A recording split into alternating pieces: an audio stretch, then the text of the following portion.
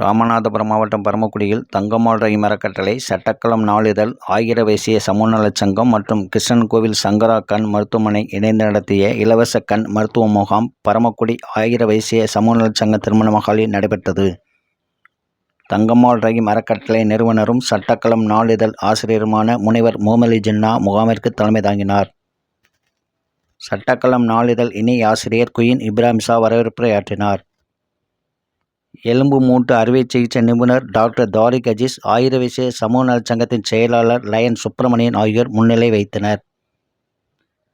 நிகழ்ச்சியின் தொடக்கத்தில் கேரளா வயநாடு நிலச்சரிவில் உயிரிழந்தவர்களுக்கு மௌன அஞ்சலி செலுத்தினர்.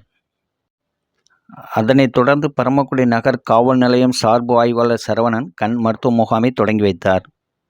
முகாமில் 200க்கும் மேற்பட்ட பயனாளிகள் கலந்து கொண்டனர். அவர்களின் பார்வை திறனை சங்கரா கண் மருத்துவமனை மருத்துவர் தலைமையிலான செவிலியர் குழுவினர் பரிசோதனை செய்தனர். அதில் கண்புரை கண்டறியப்பட்ட பயனாளிகளுக்கு கண் அறுவை சிகிச்சை செய்து கொள்ள பரிந்துரை செய்து அவர்களை கிருஷ்ணன் கோவிலில் உள்ள சங்கரா கண் மருத்துவமனைக்கு அழைத்துச் சென்றனர்.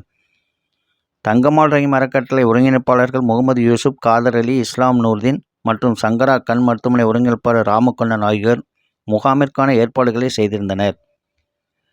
நிகழ்ச்சியின் முடிவில் சட்டக்களம் செய்தி தொடர்பாளர் சையத் அப்தாயர் நன்றியுரையாற்றினார்.